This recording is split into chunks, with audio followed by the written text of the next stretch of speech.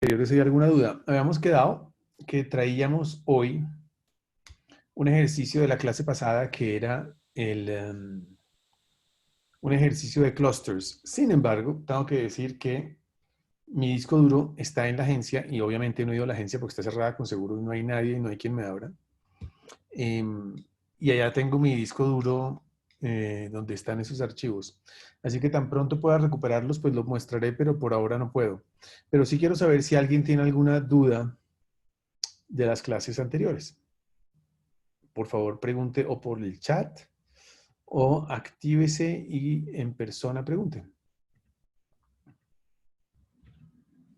¿Nadie? ¿Ninguna duda, Paula? ¿Aló? ¿Alguien me oye? ¿Paula? Perdón, tenía el micrófono apagado. No hay nadie en el chat. No, no hay nadie ha escrito nada. Bueno, entonces voy a poner un poco de contexto para los que están por primera vez. Lo que estamos haciendo son una especie de clases académicas que son el día lunes. Eran el día martes, ahora las pasamos para el día lunes. Y los días jueves estamos hablando con alguno de los vicepresidentes creativos de alguna de las agencias. Ya hemos hablado con 2 vicepresidentes creativos, que son Sergio León y Miguel Norato. Este jueves no se van a perder a las 7 de la noche a Diana Triana, es la única vicepresidente creativa mujer y es de una gran agencia que es McCann Erickson, entonces es el jueves a las 7 de la noche. Y los lunes, entonces yo tengo la charla aburrida, como digo yo, y es la parte académica. Ya lo que estábamos mirando es cómo hacer una estrategia. Entonces empezamos, el primer día hablamos solamente de cómo definir el problema en la estrategia. La segunda sesión hablamos de cómo definir el challenge o el reto. Y la última vez hablamos de la audiencia, cómo definir la audiencia. Y hoy vamos a ver el cuarto punto, que es clave en una estrategia y es cómo definir el mensaje. Si uno sabe hacer esos 4 puntos bien en una estrategia, realmente tiene la estrategia. Y es haber definido el problema, haber definido la audiencia, haber definido el reto o el objetivo y haber definido el mensaje. Después hay otras cosas, obviamente, pero esos 4 son como la carne real de una estrategia. No sé si estés de acuerdo conmigo, Pablo, o quieras comentar algo o no.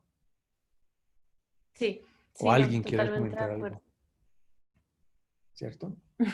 Bueno, Tan entonces hoy tímidos vamos a hoy. ver, hoy todos están muy tímidos, pero vamos a ver definiendo el mensaje, que es una parte mucho más compleja o mucho más interesante también de la estrategia. Y no pasa. Ahí pasa. Espérense a ver si logro quitar esto de aquí. Listo. Entonces, cuando uno define el mensaje... bueno, la otra cosa que le quiero decir a todos es, estas sesiones estaban pensadas para ser muy cortas. Eran sesiones de 20 minutos, en donde yo hablaba 20 minutos, pero yo parece que no tengo ninguna capacidad de síntesis y hablo y hablo y hablo y hablo. La de hoy voy a tratar de hacerla corta para dejar más preguntas y para que ustedes opinen, pero hoy vamos a ver cómo se define el mensaje. Entonces, la verdadera pregunta, cuando uno dice cuál es el mensaje en una estrategia, esa es la misma pregunta que muchas veces en una estrategia dice cuál es el beneficio básico o cuál es la propuesta o la proposición diferenciadora o no sé si hay algún profesor por ahí que quiera decirme, pero como siempre la parte de dónde está el argumento. En realidad, cuando uno define en una estrategia qué vamos a decir, lo que está preguntándose es cuál es el eje argumental, qué vamos a argumentar o qué vamos a decir en la campaña. Y como todos saben, las personas por allá afuera reciben más de, bueno, no sé en esta época del COVID, pero en épocas normales, la gente recibe aproximadamente 2.000 mensajes por día. Frente a esa invasión de mensajes, frente a ese mare magnum de mensajes que recibe una persona, si tú no te concentras en decir una sola cosa o algo muy fuerte, pues evidentemente te vas a perder, vas a desaparecer porque estás diciendo demasiadas cosas. Entonces las marcas tienen que concentrarse en decir una, una gran cosa, que es el eje argumental. ¿Qué es lo que vamos a decir? ¿Cuál es nuestro argumento? ¿Y cómo se escoge? Entonces lo importante, acuérdense que lo que estamos viendo para que ustedes tengan son herramientas y criterios para poder hacer una estrategia, para que ustedes cuando se enfrenten a hacer una estrategia digan, ah, buenísimo, ya sé cómo hacer este punto, ya sé con qué criterio voy a contestar esto. Entonces, ¿cómo se escoge lo que una marca debe decir? Ya vimos, una marca tiene un problema, una marca, y ese problema se define en términos de percepción o creencia o actitud de un consumidor. Las marcas tienen, después, una estrategia tiene un objetivo o un challenge, que es lo que quiero lograr. Después defino cuál es mi audiencia y después digo, listo, ¿qué le voy a decir a esa audiencia? Entonces, el primer criterio para escoger qué voy a decirle es qué dice la competencia. Entonces, uno lo que debería hacer siempre, antes de tomar esta decisión de cómo decir, qué es lo que voy a decir, es mirar el mercado y mirar el análisis de las otras marcas, las marcas que compiten conmigo. Y hay que entender qué están diciendo y tratar de hacer un ejercicio que se llama un copy-análisis. No sé si todavía se llame así, pero un copy-análisis no es otra cosa que mirar qué dice la competencia y escribirlo y decir, mire, esto es lo que están diciendo, esto es el argumento de mi competencia, es este. Y entender muy claramente cada marca por qué puede decir eso o por qué desde su posición competitiva le queda bien ese argumento. Acuérdense que un argumento o una posición competitiva desde el qué decir no es otra cosa que una decisión que una marca toma y dice, si yo digo esto, yo soy la marca que el mejor lo puede sustentar, yo soy la marca que tiene una serie de atributos o condiciones o características que me permiten decir eso mejor que a nadie. Entonces eso es bien importante, si uno analiza la competencia hay que entender no solamente qué están diciendo, sino tratar de deducir por qué tomaron ese camino, por qué tomaron la decisión de decir eso ellos. Y después uno preguntarse, ¿yo podría decir eso mismo? Que esa es la segunda parte de esa pregunta. Ese sustento de lo que están diciendo, en mi caso, ¿es mejor, peor o igual al de la competencia? Entonces, si uno ve que una marca de la competencia está diciendo que Club Colombia es perfecta porque tiene la combinación ideal de cebada y yo no sé qué cosas, entonces dicen es perfecta, uno debería decir, uy, ¿por qué pueden decir eso? Y uno se da cuenta que en realidad lo que hay detrás de ese perfecto es que es una cerveza que hacen con más dedicación y más tiempo. Entonces pueden decir ese argumento porque realmente hay un trasfondo que les permite sustentarlo. Si yo soy una nueva marca, yo podría decir eso o no podría decir eso. Entonces, uno siempre tiene que, uno, entender qué dicen, dos, por qué lo dicen, y tres, comparar uno mismo. Eso que están diciendo, en eso que están diciendo, ellos son mejores, iguales o peores a mí. ¿Sí? ¿Está claro el primer punto? Lo que dice la competencia. Entonces, entender lo que dice, por qué lo dice, o tratar de deducir por qué, y después compararse conmigo. Si yo dijera eso mismo, ellos me ganan, somos iguales o yo les gano. El segundo gran criterio, entonces ese es el primer análisis. El segundo gran criterio que uno tiene que preguntarse cuando está escogiendo el mensaje es la posición competitiva de mi marca. Yo, ¿qué rol juego en el mercado? Es decir, yo soy el líder en términos de tamaño, yo soy el líder de este mercado, o yo soy el challenger. Challenger es el retador, o sea, casi que la segunda marca. O soy un nicho en donde estoy obligado a ser totalmente distinto en mi propuesta, o soy simplemente un nuevo entrante. ¿Por qué es tan importante definir eso? Se los digo. Porque si yo soy el líder, tengo que utilizar un argumento que tiene que ver con el cuarto punto que está ahí escrito, que se llama punto gravitacional del mercado. ¿Qué es eso? Me salto al 4 para explicar el segundo. El punto gravitacional del mercado es ese argumento que es el argumento más fuerte de este mercado. En todos los mercados, en cualquiera, en celulares, en cervezas, en esferos, en, no sé, ayúdame Paula, en gaseosas, en consumo masivo, en champús, en todo. Siempre hay un argumento que es el argumento más vendedor de todos y casi siempre es genérico y casi siempre lo utiliza el líder del mercado. Entonces, por decir algo, en el de supermercados, cuando uno dice soy una nueva marca de supermercados y voy a entrar a competir contra el Éxito y contra Jumbo y contra todas esas marcas, uno dice, ¿cuál es el argumento más importante que hay? Entonces uno va a la marca líder, que es el Éxito, y uno dice el éxito que está diciendo, y normalmente el éxito lo que dice es más variedad por menos precio. Entonces dicen, bueno, esa combinación variedad-precio es el punto gravitacional de este mercado, es lo que más jala a la gente. Y en todos los mercados uno tiene que analizar qué dice el líder, porque normalmente lo que dice el líder es el lo que se llama punto gravitacional del mercado. Es decir, ese es el gran argumento del mercado. ¿Por qué le sirve a uno eso? Porque si uno es una marca nicho o una marca nueva o el challenger, no puede utilizar ese argumento. Si uno es el líder, tiene que reforzar ese argumento y eso es mi argumento, eso es lo que yo voy a decir. Desde ahí voy a competir porque soy el líder.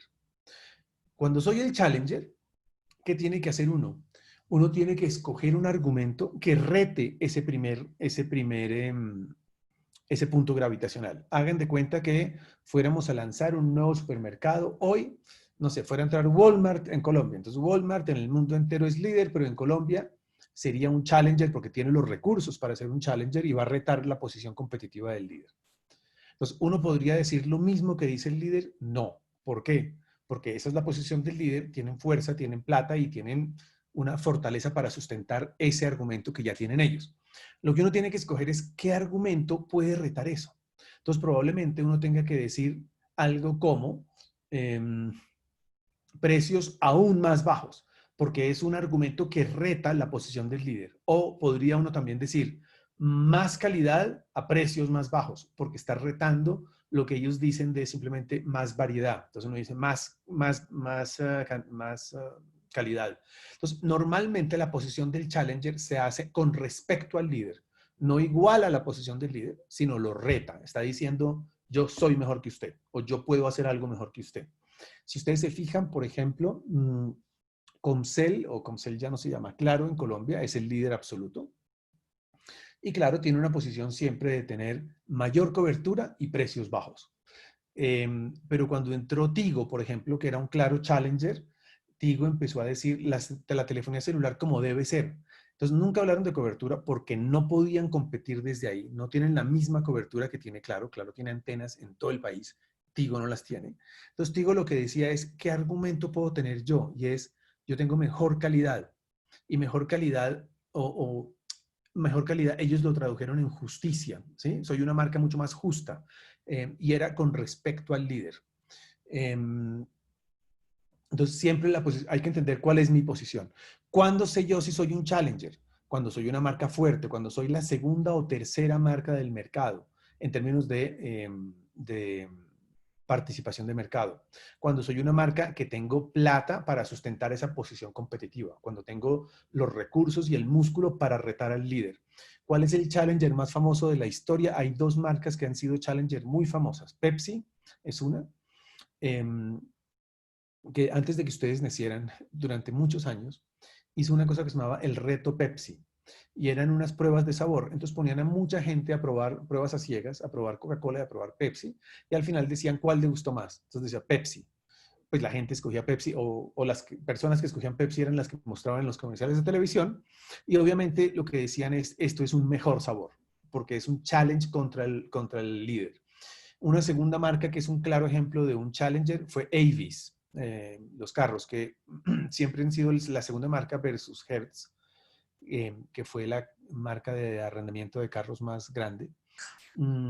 Y lo que decían en su eslogan es We try harder, que significa nosotros Nos trabajamos más duro. esforzamos más, sí. ¿Cómo? Sí, nos esforzamos más o trabajamos más duro.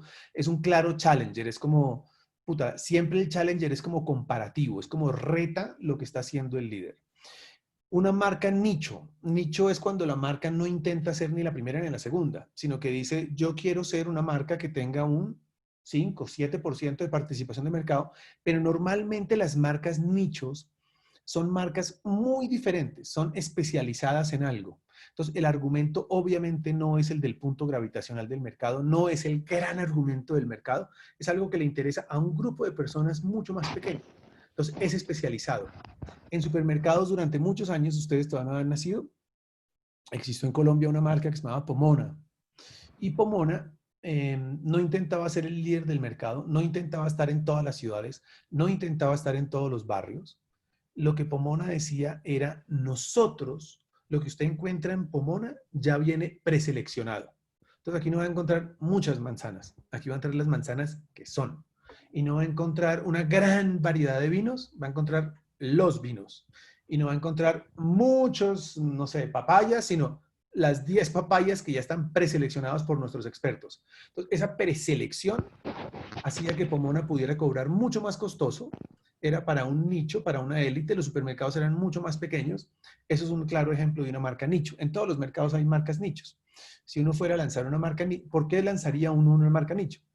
Porque la empresa no tiene ni los recursos ni la fuerza para competir contra el líder, ni le interesa porque lo que hacen normalmente las marcas nichos es que son más caras, son mucho más costosas. Y cuando son tan costosas no les interesa vender por volumen, sino la rentabilidad de cada uno de los productos que vendan. Entonces los argumentos para las marcas nicho, cuando yo soy una marca nicho, tengo que escogerme algo que decir que sea muy distinto a lo que está diciendo el mercado. Y si soy nuevo, depende de mi posición competitiva. Si soy nuevo, pero pertenezco a una compañía muy grande que tiene el músculo para, no sé, para retar al líder, pues tengo que retarlo con argumentos challenger. Si soy una marca que quiero ser una de las 3 o 4 marcas más grandes, tengo que buscarme argumentos que en ese mercado estén desocupados, que nadie más esté diciendo y que yo pudiera decir desde una posición competitiva distinta. O puedo tomar la decisión de ser un nicho.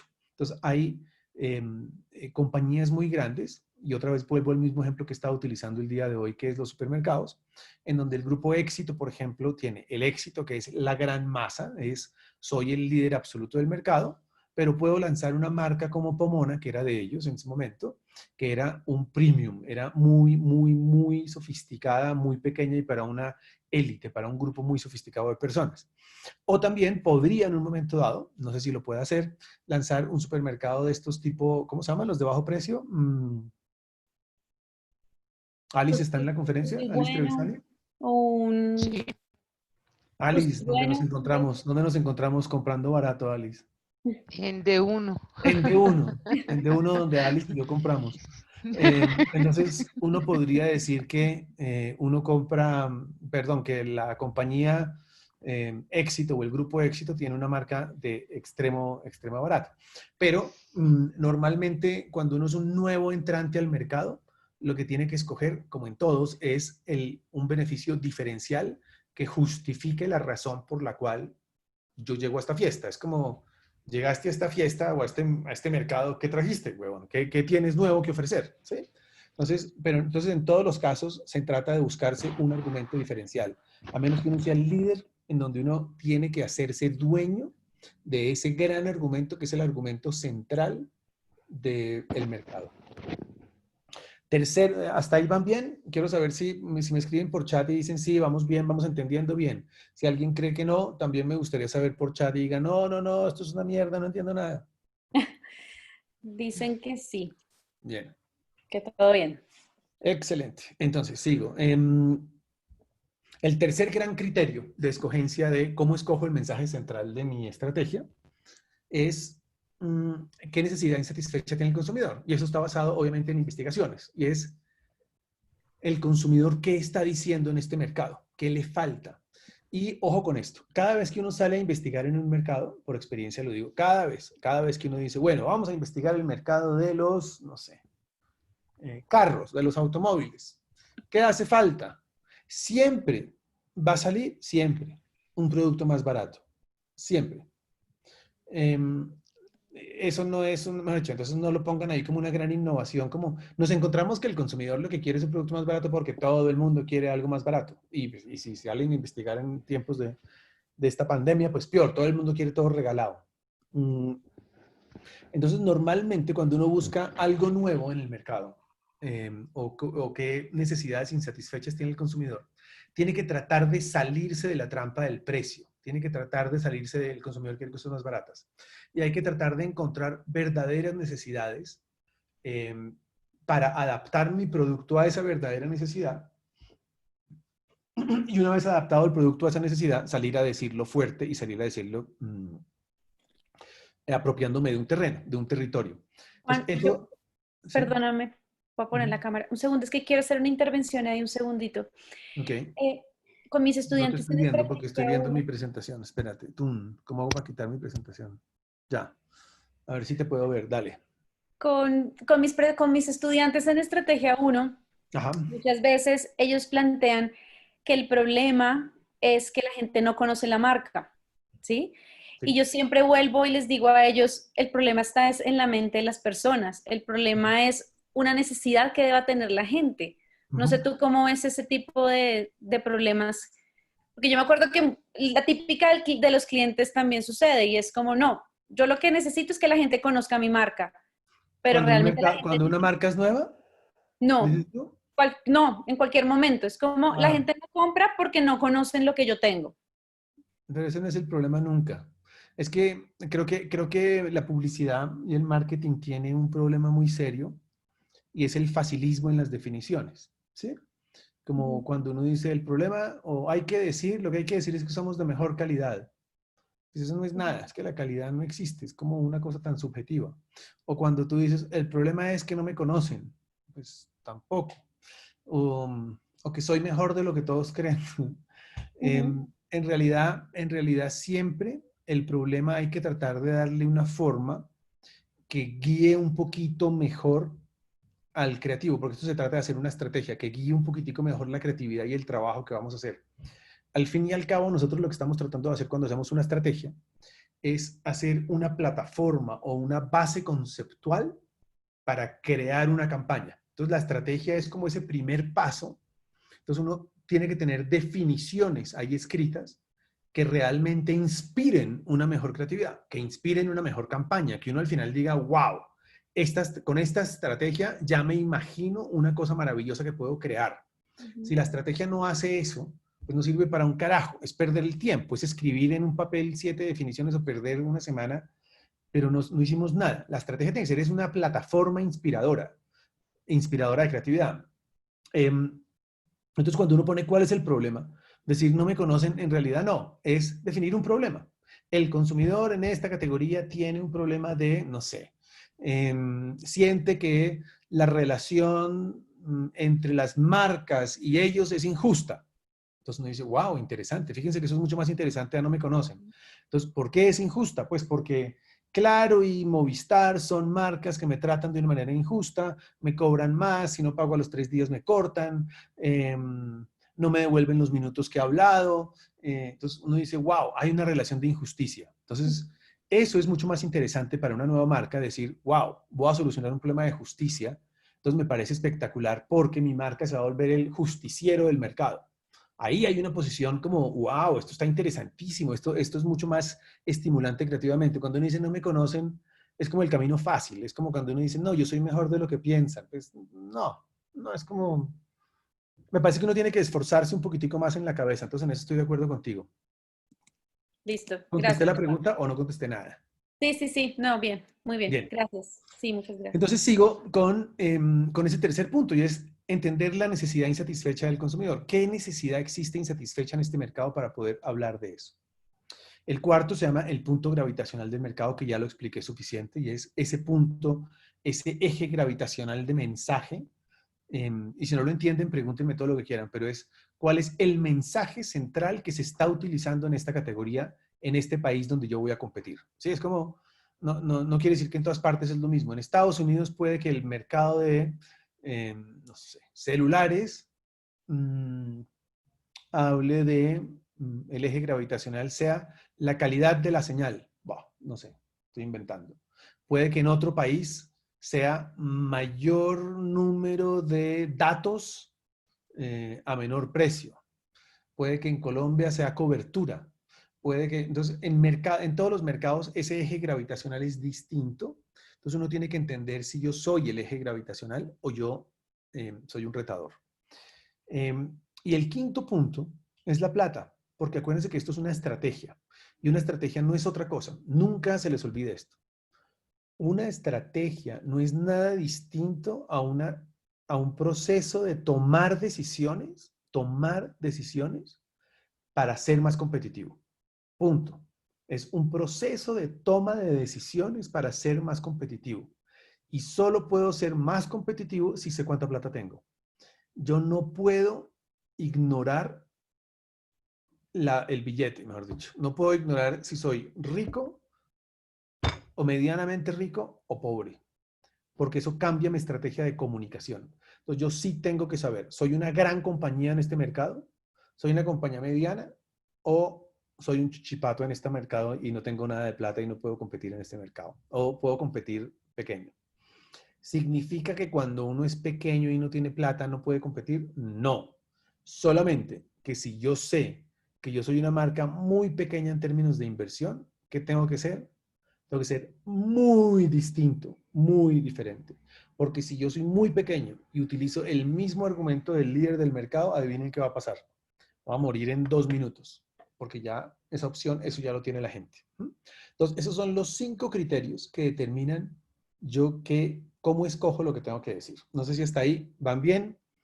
Pueden escribir en los chats y decir, sí, vamos súper bien, qué maravilla este profesor, entendemos todo. O pueden decir, qué basura de profesor, no entendemos nada. ¿Bien? ¿Qué Bien, dicen dicen? que bien. ¿El Valentina, decano es una Gabriela, basura? dicen que bien. Bien. Sigo. Y también, una vez uno ha escogido o una vez uno ha entendido esas cosas que acabo de decir, esos criterios para escoger el mensaje, ¿no? Y los tiene claros. Y cuando ustedes hagan el ejercicio, yo les garantizo que cuando lleguen a estos puntos, ya ahí van a tener más o menos claro qué decir, pero no importa, supongamos que no, supongamos que esto es solamente los criterios. Entonces, uno tiene que caer en una cosa que se llama la teoría de la argumentación. Hay un escritor colombiano, Dios mío, no me acuerdo cómo se llama. ¿Tú te acuerdas, Paola, cómo se llamaba el que le encantaba a Rodrigo Torres? Que todo el día No, hablaba de ese escritor. no, Juan, no me acuerdo. Bueno, prometo que se los mando, juro que se los mando por chat. Eh, que hablaba de la argumentación, de la capacidad de argumentación. Y yo creo que en publicidad deberíamos ver mucho más esto. Y es la capacidad de argumentar. ¿Qué es la capacidad de argumentar? La capacidad de argumentar significa que si ustedes me dicen a mí, Rocha, no nos vamos a inscribir el próximo semestre porque culísimo que el próximo semestre sea virtual o no presencial. Mi argumento tiene que ser suficientemente bueno para yo poder rebatir esa posición de ustedes. Yo no puedo decirles en contraposición a eso, pero es que la Sergio Arboleda es una maravillosa universidad, porque ustedes van a decir, eso no tiene nada que ver con mi problema. Mi problema es, no me siento satisfecho con las clases virtuales. Mi argumento tiene que ser algo como, no sé, o vamos a bajar el precio un 10% de la matrícula. No sé si eso solucionaría eso, pero podría ser. O podría ser, estamos entrenando a todos nuestros profesores. Podría ser. O tercero, los más grandes y más viejos de todos como yo, los gagás, vamos a dar clases. Entonces la gente dice, ah, chévere, sí, por lo menos voy a tener a estos tipos, a los grandes dando clases, pues por lo menos eso puede ser interesante. ¿No? Pero la teoría de la argumentación habla de el diálogo sincrónico, ojo con esto, el diálogo sincrónico entre dos o más partes, y es el argumento tiene que ser lo suficientemente fuerte para contestar o lo que el consumidor está diciendo o lo que el mercado está diciendo. Entonces, teoría de argumentación, a eso se refiere. Entonces, la pregunta que nos haríamos aquí, y por eso puse esta foto tan linda de un ajedrez, es, ¿cuál es tu mejor argumento? No es mejor, es mejor, eso es un error mío. ¿Cuál es tu mejor argumento para ganar o para convencer o para accionar a las personas?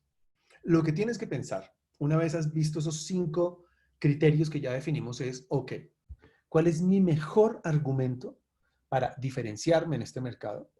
Pero sobre todo para contestar esa gran inquietud o ese vacío o eso que no tiene el consumidor o eso que no está encontrando el consumidor. ¿Cuál es ese argumento que va a ganar? Y lo hago en una audiencia predeterminada. ¿En cuál audiencia? Acuérdense que la clase pasada ya vimos audiencia. O sea, uno primero define la audiencia y después el argumento. El orden aquí es importante. Y se acuerdan que yo les he dicho que uno no es río para no devolverse, uno puede devolverse, porque de pronto aquí, en argumentación, nos encontramos un argumento distinto, buenísimo, pero que de pronto no hace mucho fit con la audiencia que habíamos predefinido. Pero uno dice, sabe que es mucho más fuerte el argumento que esta audiencia y uno se devuelve. Entonces, este es un proceso dinámico de poner hacia adelante y de poner hacia atrás. ¿Sí? El proceso estratégico. Entonces, ¿cuál es ese mejor argumento que yo voy a tener para ganar? para que más consumidores digan, uy, esta marca está buenísima, yo voy a comprar esta marca. ¿Cuál es ese argumento? Entonces, ¿cómo define uno eso? Hay una teoría también, hay otra teoría, que dice que uno debe hacerse estas preguntas. La primera, ¿tu razón para creer es superior? Creo que en publicidad lo enseñamos como reason why. No sé, Paula, yo no sé cómo lo estamos enseñando. No, Reason reason why. to believe, la razón Reason to para believe. creer. Perfecto. Mi reason why o mi reason to believe o la razón que yo tengo es superior. Entonces, si yo tengo una razón de respaldo, un reason to believe más fuerte que todos mis competidores que me permiten decir algo, ese argumento es un argumento superior. Ese es un argumento con el cual yo voy a ganar. Es decir, supongamos que fuera a entrar a Colombia, ¿quién? No sé, Walmart, ¿no? Entonces, otra vez, no se me ocurrió ahorita, pero Walmart. Para todos los que no saben, Walmart es el supermercado más masivo, popular de los Estados Unidos. Y vende muy barato. Y yo digo, vamos a entrar a Colombia y veo el mercado tal cual y como está ahorita. Y yo lo que encuentro es que los de uno sí son muy baratos, pero son como feos y no tienen las mejores marcas. Me encuentro que las mejores marcas las tiene el Éxito, pero no es tan barato. Me encuentro que Carulla es caro. Y yo digo, yo en cambio tengo todas las marcas, todo el surtido, soy muy bonito, soy unos supermercados grandes y además soy tan barato como el de uno. Entonces ahí tengo una posición competitiva que me permitiría decir, no sé, el precio es solo el comienzo, por decir cualquier basura. Sí, es como, ahí tengo una posición para decir, wow, aquí esto te encuentras el supermercado total. ¿Por qué podría decir yo eso? Porque mi razón para creer es superior. La gente se va a encontrar con unas razones reales que dicen, marica, sí, esto es cierto. Aquí esto que me están diciendo es cierto. Entonces, si mi argumentación, si mis razones para creer, si lo que yo tengo de fondo es mejor, esa es una razón. Segundo, es diferente y sosteniblemente diferente. ¿Qué quiere decir eso? ¿Lo que yo voy a decir realmente es distinto al mercado o el consumidor lo va a ver como, esto es lo que todo el mundo está diciendo? Y segundo, es sosteniblemente diferente y sostenible no me refiero a ecológicamente, sino sostenible en el tiempo. Si mi argumento hoy es, o si mi marca la voy a construir basado en el argumento de, no sé, espérate, pienso. En el argumento, bueno, supongamos esto. Avantel en un momento dado utilizó como argumento que las llamadas se caían menos. Entonces decían, las llamadas en Avantel se caen menos. La razón para poder decir eso es que el canal que ellos utilizaban era mucho más desocupado que el de Claro, porque por el de Claro pasaban, no sé, 1.000.000 de llamadas por minuto, por el de ellos pasaban 100. Entonces, obviamente se caían menos las llamadas.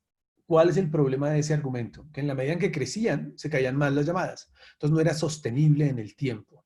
Ese es un ejemplo de no sostenible. El segundo ejemplo de no sostenible es, ¿qué pasa si yo digo, entonces si sale una marca y dice, una marca de telefonía celular para, no sé, para Cali, especializada en, o solamente para el Valle del Cauca, y dice, yo tengo mejor cubrimiento en el Valle del Cauca, y puede que en el momento en que lo digan sea cierto, pero si Claro pone 4 antenas, le gana ya. Dice, pues no es sostenible, ese argumento en el tiempo no va a ser sostenible, porque es fácil de copiar. Entonces mi argumento ojalá sea diferente y sosteniblemente diferente en el tiempo. Y la otra prueba ácida es si puede crecer con el tiempo y ser líquida. Y esto más adelante lo voy a explicar, pero ¿de qué se trata esto? Se trata de que en la era digital las cosas que yo digo no son estáticas, no se quedan ahí. No es que yo diga algo y afirme algo y se quedó ahí. Porque en la era digital la gente interactúa a través de las redes sociales normalmente. Entonces lo que la gente dice es, empiezan a hablar de ese tema. Entonces, si es líquida la idea, significa que es tan poderosa o es tan interesante que la gente va a empezar a hablar del tema. Y si la gente habla del tema, está buenísimo porque la idea empieza a crecer sola. Hay ideas que no son líquidas porque la gente dice, qué mamera, ¿de qué voy a hablar? O sea, no, es como este detergente deja la ropa más blanca. Entonces uno dice, uy, pues yo no me imagino a la gente en los, no sé, en redes sociales diciendo, uy, sí, qué blancura, mira mis medias, quedaron más blancas. No, es como que eso no es tan interesante. En cambio, si la marca dice, deja que tu hijo aprenda y se ensucie, porque si se ensucia, quiere decir que está aprendiendo. Uno dice, ah, eso está mucho más interesante. Y además, no te preocupes porque después tú lo vas a poder lavar, ¿no? Pero fíjense cómo el argumento es mucho más interesante porque la gente dice, wow. Y entonces en redes sociales empiezas a trabajar sobre qué aprendió tu hijo hoy. Si se ensucia, juega mejor fútbol y entonces puede aprender yo no sé qué. Entonces, y como que empieza a ser líquida la idea, significa empieza a generar conversaciones. En inglés se llama it's a piece of conversation, es un pedazo de conversación, es algo que sirve para hablar. Entonces, esas son 3 preguntas que yo tengo que hacerme cuando haya escogido un mensaje, si pasa esa prueba ácida. Es dificilísima esa prueba ácida, eh, pero es lindo hacer la pregunta. No sé si tengan algo que decir, algo que aportar, o ya se fueron todos y estoy hablando solo. Juan, yo tengo un aporte ahí, no sé qué opinas. Ajá. Eh, una pregunta no debería ser también, ¿responde al brief? O sea, ¿responde al objetivo del cliente? Sí, yo creo que Ya sí, me pero yo veo. doy por hecho que sí, pero sí, digamos que debería ser la primera, ¿no? Yo lo que Ujú. pasa es que doy por hecho, yo doy por hecho que sí, pero, Pero pero pues casos en brief. claro, sí, yo la di como por obvia, pero sí, debería ser la primera. O Ok. sea, en No, realidad, más que responde al brief, a mí me gusta más una pregunta y es, ¿esto soluciona el problema que definimos en la ujú. primera clase? ¿Soluciona el problema? Lo digo porque lo que hemos visto especialmente en el Supernova es que en el caso académico con los estudiantes les cuesta un poco trabajo dar el salto del planteamiento estratégico al concepto creativo. Cuando Ya, ellos se van a definir el que hay que decir, para ellos es un salto cuántico que a veces pierden el brief, pierden todo porque se enamoran de una idea que les pareció muy chévere, digámoslo así, ajá, pero dejan de lado el problema, el brief, dejan de lado un montón de cosas y digamos que no sé cómo decirlo, pero no entienden que es una secuencia, que tiene que ya, responder el paso ya. uno al 2 el 3. Lo que A mí pasa me es que pasa eso. yo creo que cuando uno define lo que esto que estamos definiendo hoy, que es el mensaje, todavía no es una idea, todavía no tiene formita de idea, Ujú. todavía está diciendo el mensaje puro. Sí, es como, wow, nuestro argumento va a ser este. El que hay Y que no decir. todavía no tiene forma. Entonces, cuando una marca como Omo se llama, o Ala, detergente, Detergente. el Ujú. detergente Omo o el detergente Ala, lo que está diciendo, o lo que dice de una manera creativa, que es la mugre o el mugre es bueno para tus hijos porque aprenden más. Ujú. En realidad, el mensaje que hay de fondo es, este detergente es tan bueno que usted no va a tener que volver a preocuparse. Ujú. ¿Sí? Porque lo que está diciendo es, mamá, despreocúpese de la mugre, o sea, qué huevonada, el mugre, no, el mugre es lo de menos, o sea, eso no, no, usted más bien preocúpese porque su hijo aprenda. Entonces, quítese la preocupación de que la ropa está sucia, ¿sí? Entonces, en el fondo lo que están diciendo es, no se preocupe porque el detergente es maravilloso, no se preocupe, es lo que están diciendo. Y Sí, la forma creativa, que no estamos viendo hoy, la forma creativa de traducir eso es, el mugre es bueno, ¿sí? ¿Está claro? sí. Entonces, todavía aquí no hay que enamorarse de la idea, aquí hay que enamorarse de lo que hay que decir. Ujú. Bien. Había alguien, Lina iba a decir algo. No sé, Lina, si está por Lina me suena porque siempre hace preguntas. Lina. Em, yo iba a decir algo y se me olvidó porque... Ah, ok, sí. Lo de salto cuántico. Y es, sí, a uno le cuesta, digamos, ¿me escuchan bien? Sí, perfecto. perfecto. Em, digamos que a uno le cuesta hacer ese paso de, ¿cómo digo esto? De una manera que suene atractiva, porque digamos que siento que esa es la parte más como difícil de todo. Uno sabe que tiene que decir algo puntual, pero no sabe cómo decirlo de una manera atractiva para la persona a la que está dirigido. Y ese es el, como el Pero gran reto. todavía, pero todavía no estamos en eso, afortunadamente. Y te juro que lo vamos a ver, vamos a llegar ahí. Pero por ahora estamos en, ¿qué tengo que decir? ¿Qué argumento es el mejor que yo puedo utilizar? No, no en la forma, no en que sea una forma, además, severísima, interesante, que uno se enganche, que el consumidor diga, wow, no, hoy estamos en, ¿qué tengo que decir? ¿Cuál es esa línea argumental? ¿Qué voy a decir? Y decirlo en una frase, ¿no? En una sola frase. Y que uno diga, si yo digo esto y a la gente le queda claro, mi línea argumental, mi mensaje de fondo es muy fuerte. ¿sí? Es como si yo te quisiera decir a ti, o sea, ¿qué le puedo decir a Lina? Que Lina diga, ay, qué chévere, ¿no? Entonces te diría, no sé, Lina, ya sé quién eres y me pareces inteligente. Entonces dices, ah, ya, me notaron, aquí existo y además soy inteligente. Si te lo digo así, de pronto dices viejo verde o qué viejo tan mamón. Pero si te lo hago saber de otra manera, ya después miraremos cómo es ese salto para llegar a decirlo de una manera inteligente o de una manera creativa, te va a parecer chévere. Entonces, lo que viene ahora, en las siguientes diapositivas, espero,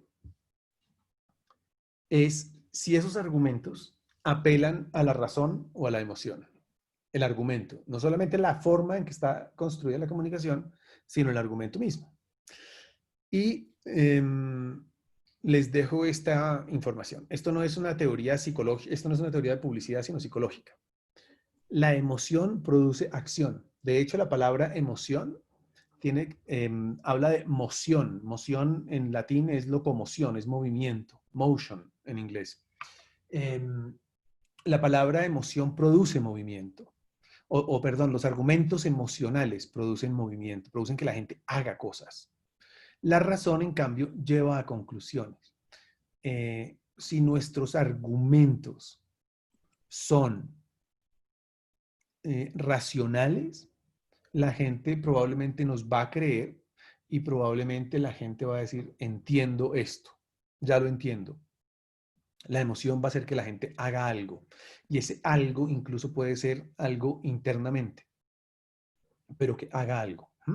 Entonces es mucho más poderoso. Con eso lo que estoy diciendo es la emoción normalmente es mucho más poderoso. Entonces, cuando la gente dice, es uno de los grandes defectos en Colombia de todos los clientes, que dicen, quiero una campaña emocional. Como que hasta ahí llegó la elaboración intelectual. Quiero algo emocional. Entonces, no, es muy importante saber que no existe una emoción. No es que exista una cosa que se llame, vamos a hacer una comunicación emocional. Son muchas emociones. El ser humano tiene muchas emociones. Ahora tengo un listado ahí como de 10, creo. Entonces tiene muchas emociones. Entonces no se trata de, vamos a hacer una comunicación emocional. No, pues toda la publicidad debería ser en realidad emocional, toda. Porque toda la publicidad debería movilizar, toda. A menos que sea una información muy, ¿cómo se llama?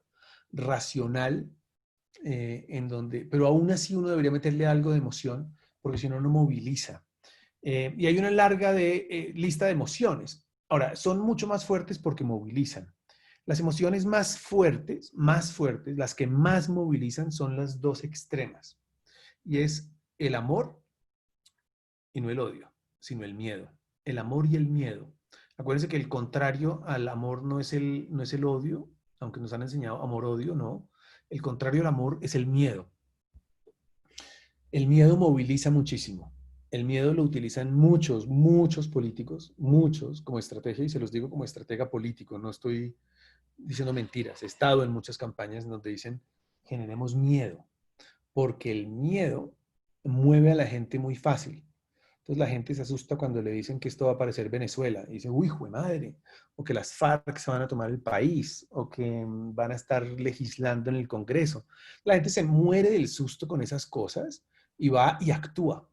Y lo repite fácil. Los temores son muy fáciles de replicar. Fíjense cómo ahora en esta cosa del coronavirus, uno en redes sociales ve toda la gente replicando cosas muy miedosas, ¿no? Es como, se murió tal doctor, se murió esta persona, se están muriendo los médicos, no, porque el miedo moviliza mucho y es muy fácilmente replicable. Lo que pasa es que es una putada en el fondo, porque es fácil hacer que la gente tenga susto, pero no necesariamente es cierto, y no necesariamente haces mejor la vida de las personas.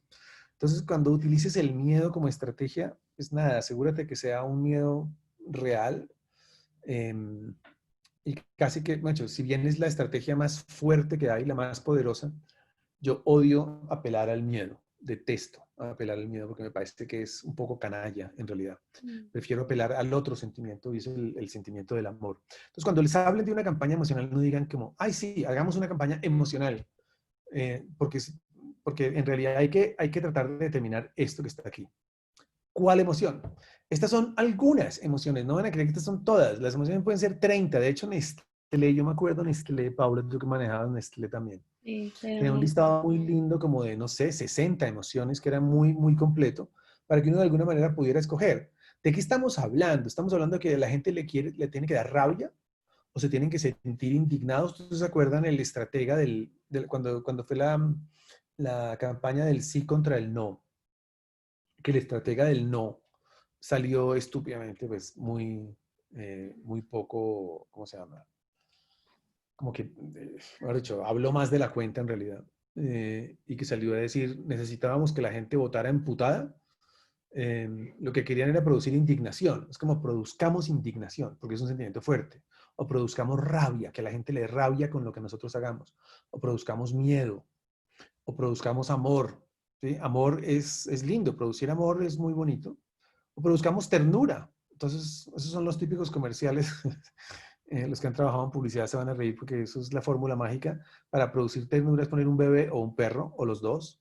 Cuando dicen tiene bebé y tiene perro, es la fórmula mágica para producir ternura. O producir nostalgia, que es un sentimiento también muy fuerte y es ese recuerdo de mis papás, el recuerdo de mi casa, o cuando yo nací, o cuando yo era niño. Ese sentimiento es muy fuerte también en la gente. Que es lo que en Brasil llaman el saudade. El saudade es ese sentimiento como de nostalgia. O vamos a producir alegría, hagamos una comunicación alegre, ¿no? Produzcamos recuerdo, produzcamos vergüenza. Entonces, vergüenza es cuando hablamos, no sé, de cosas que tenemos que cambiar en el país. O debería darte vergüenza estar haciendo esto que estás haciendo, ¿no? O producir risa. Hay campañas simplemente chistosas que a la gente le gusta ver porque me producen risa. O una sensación heroica. En Colombia utilizamos mucho la sensación heroica, mucho. Yo estoy cansado de ese tonito heroico, como de las marcas, héroes, que estamos aquí para ti, que es una cosa ahí medio heroica, chimba, pero tratan de ser emocionales, heroicas. Y así como estas 4, 8, 12 emociones que hay aquí, uno podría poner 60 porque las emociones son muchas. Entonces no caigan en el error estúpido de decir, hagamos una campaña emocional, como si la emoción fuera una. No, definan qué emoción quieren producir. Eso es muy importante. Y si el argumento que van a utilizar apela a alguna de estas emociones, sí, dime. No, perdón. Dale, termina tu No, no, frase. no, dale, dale. Camila tiene una pregunta y ella dice, ¿qué pasa cuando se tiene un mensaje que genera mucha emoción pero no hay plata? Buena pregunta, no sé. Mm, es que, otra vez, si no hay plata, no se puede hacer publicidad, porque la publicidad normalmente vale, es caro. Entonces, si no hay plata, pues igual no se puede hacer publicidad. Ahora, si se puede hacer publicidad, es mejor tener una emoción, porque las emociones ya vimos, son más fuertes.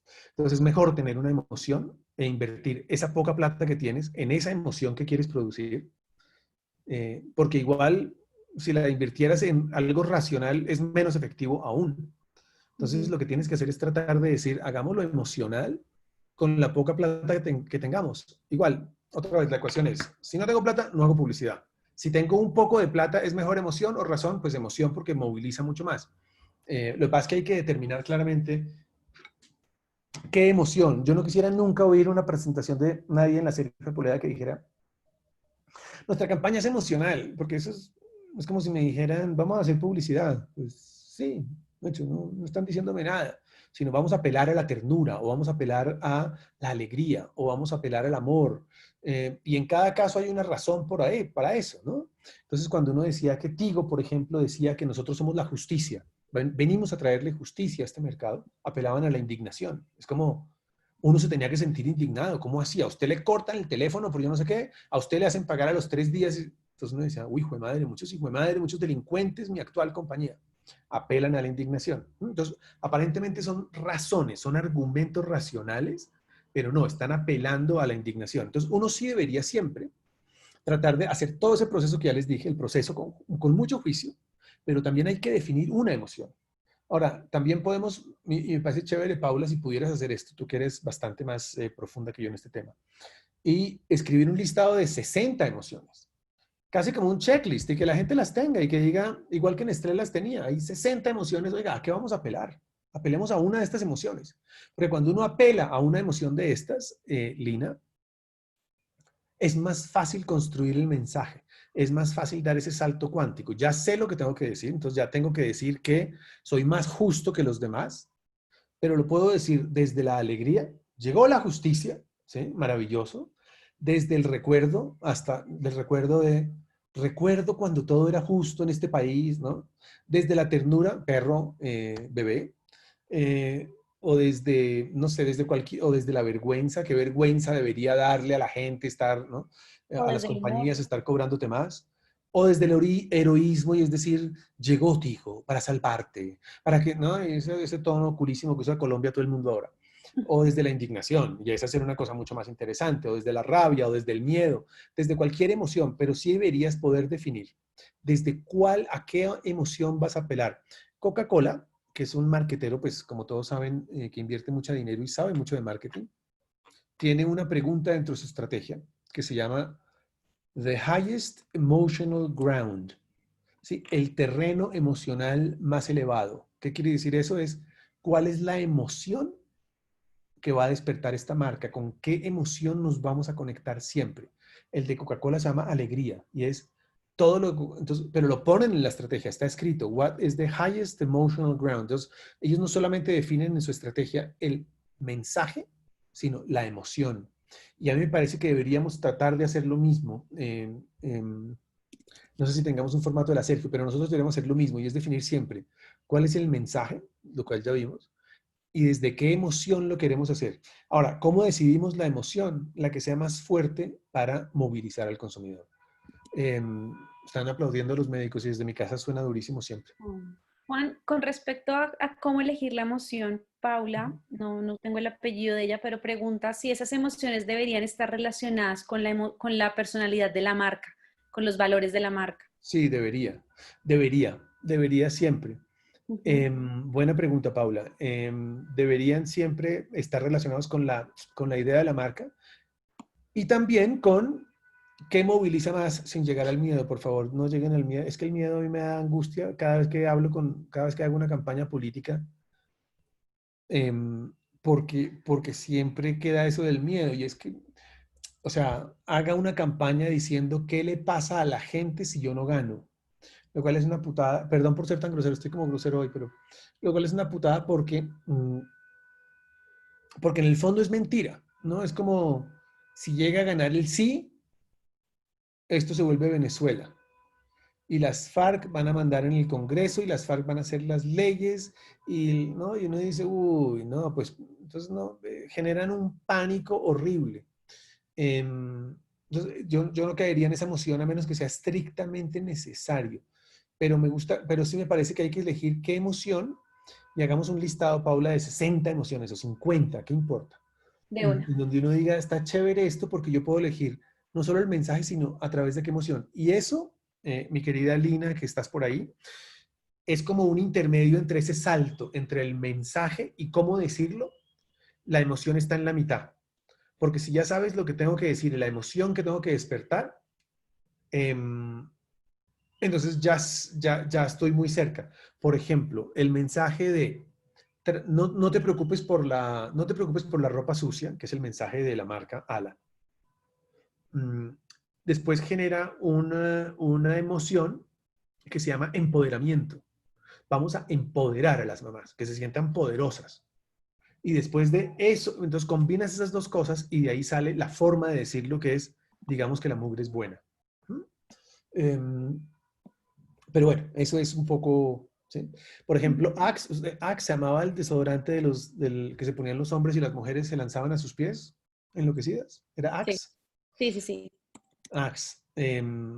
Ahí la emoción es la emoción de la conquista de los 15 años, que es muy distinta para ustedes que ya son adultos y grandes y todo. Ya saben que la emoción de la conquista es muy distinta a los 15 años, a los 20, a los 30, a los 50.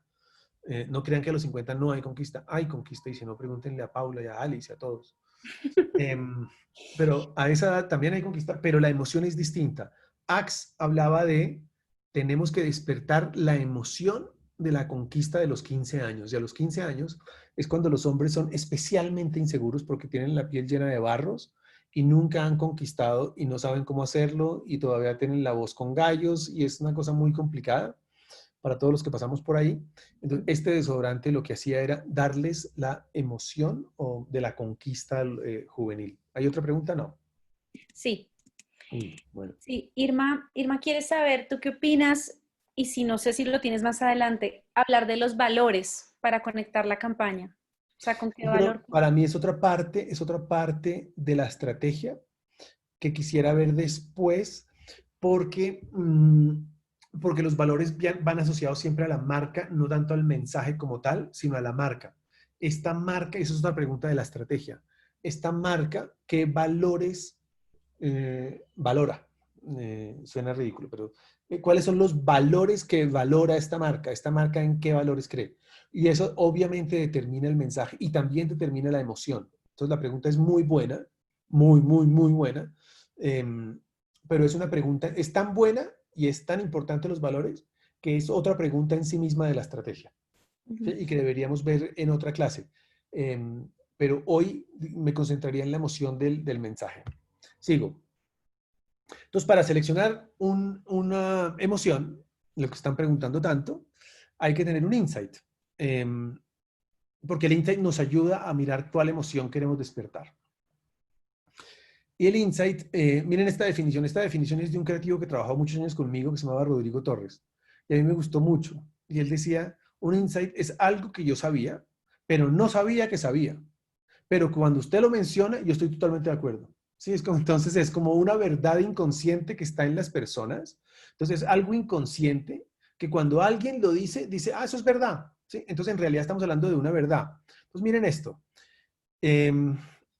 Una, cuando ahorras, no estás sujeto al azar. Entonces, uno dice, ah, sí, es cierto. Cuando yo ahorro, el azar no me pega tan duro. ¿Sí? O la vida se vive ya. No hay que aplazar la vida. Y uno dice, eso es cierto, yo estoy de acuerdo con eso. Fíjese que uno está de acuerdo con todos, además. Ser valiente no significa que uno sea invencible. Cierto, también.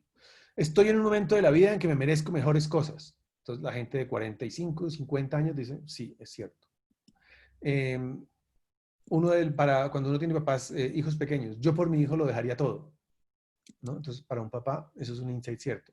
Entonces, fíjense que los insights en general son verdades, son afirmaciones, fíjense todos estos, son una afirmación muy concreta, no tienen, y además, no, es una afirmación muy concreta con lo que la gente se puede relacionar y dice, eso es cierto.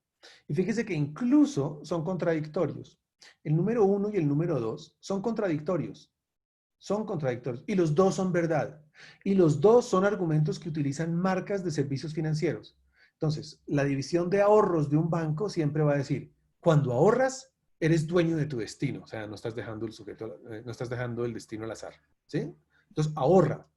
Pero la división de tarjetas de crédito de ese mismo banco probablemente le esté diciendo a la gente, gaste. La vida es para vivirla ya, no hay que aplazar la vida. Y es el mismo banco hablándole a las mismas personas desde dos productos diferentes, con dos insights que son los dos ciertos en el mismo consumidor y pueden ser distintos. Entonces, ¿qué es un insight en realidad? Un insight no es nada distinto a algo con lo que uno puede estar de acuerdo, ojo con esto, con lo que uno está de acuerdo y que sirve para abrir la puerta de la comunicación.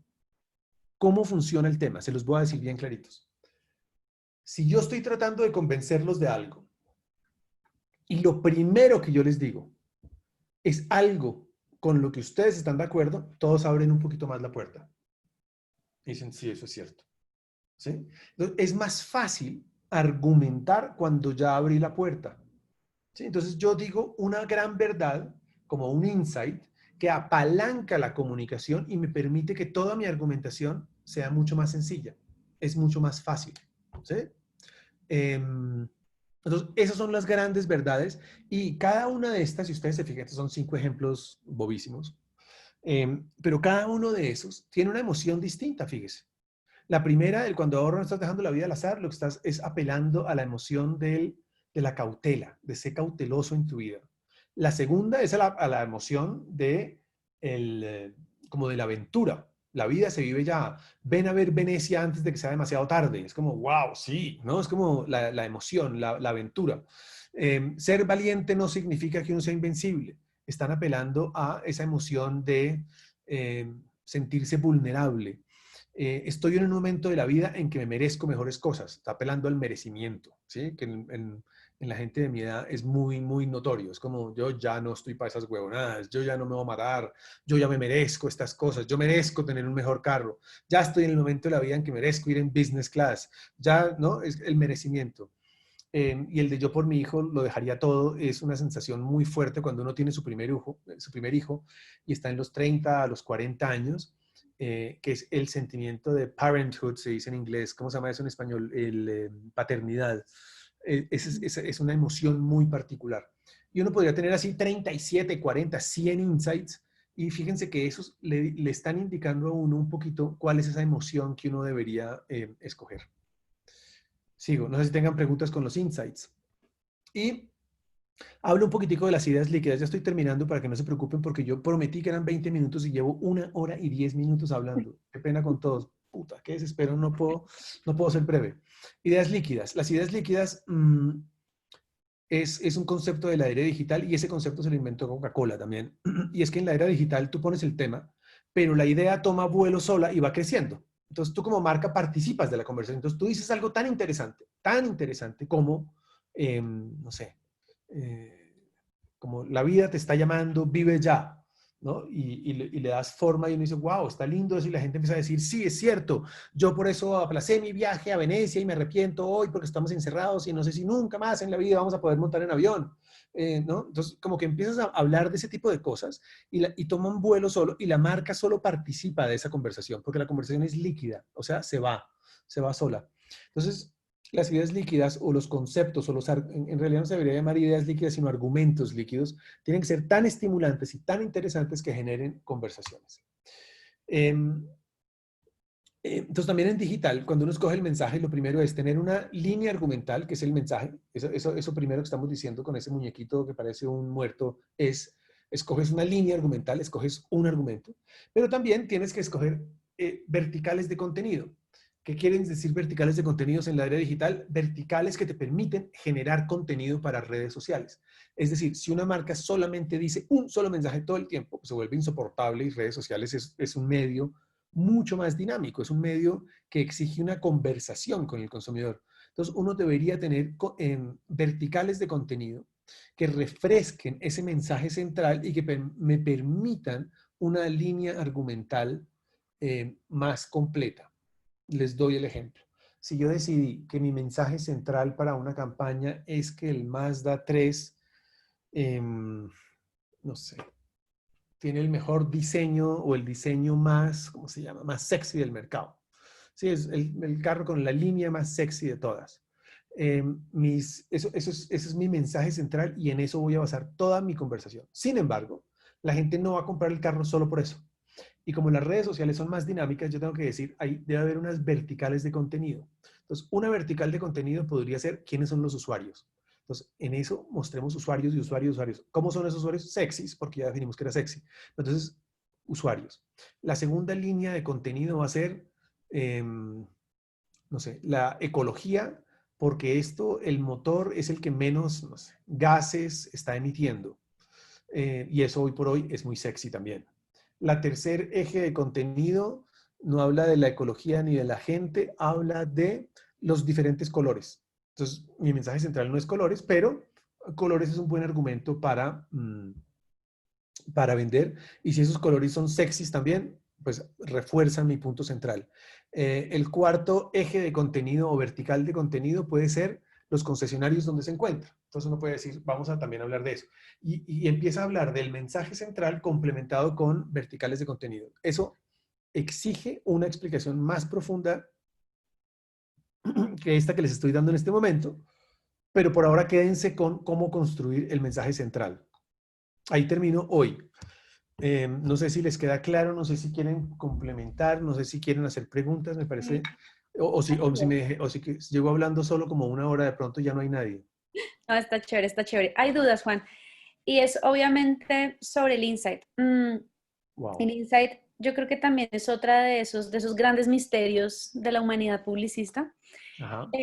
Y una cosa que también hemos identificado es que cada docente tiene, digamos, que su propia definición del insight. Así Entonces es. hay unos que les dicen que tienen que ser escritos con tantas palabras, hay otros que dicen, por ejemplo, en mi caso, yo veo que en el insight debe haber una tensión, que eso fue Ajá. como lo que aprendimos en Nestlé. Pero bueno, Está aquí bien. Daniela y Audrey tienen una pregunta y ellos Sí. dicen, ¿cómo aterrizar insights sin caer en una obviedad? O sea, ¿cómo saber si de verdad cumple con el criterio de la gran revelación? Y no, Yo- porque yo siento sí. que muchas veces lo que les decimos los profesores es, eso es un dato, más no es un insight, porque no genera como una emoción. O sea, por ejemplo, cuando tú dices, uno llega a una edad en la que uno ya no está para ciertas cosas, yo me Sí. siento identificada. A mis 35 llego total. Hay vainas con las que yo digo no. Por Pero, eso te digo que si tú ya tienes definida una audiencia, trata de definir en esa audiencia qué tensión, si tú quieres ponerlo así, qué tensión existe que de alguna manera ah,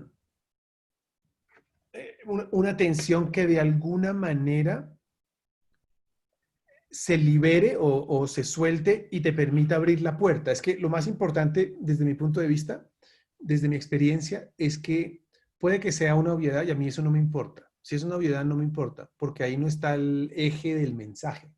Ahí lo que está es la manera en que tú vas a abrir la puerta. ¿Mm? Entonces, si ese insight te permite abrir la puerta y establecer una conversación, a mí me parece que es válido. De todas formas, empieza a ser válido automáticamente solo por ese hecho. ok. O Pero sea, eso es esa es mi sensación. Otra vez, yo siempre lo pensaría como, es algo que el consumidor no va a discutir. Si el consumidor discute el insight, quiere decir que no es un insight, porque quiere decir que no es algo profundo que está allá dentro de él.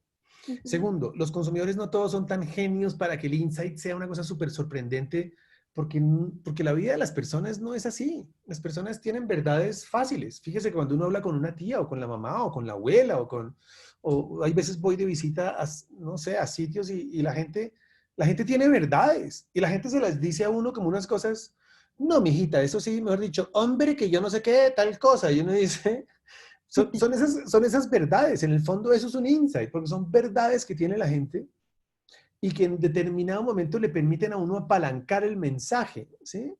ujú, Lo barato sale caro. Eso es lo más insightful del mundo.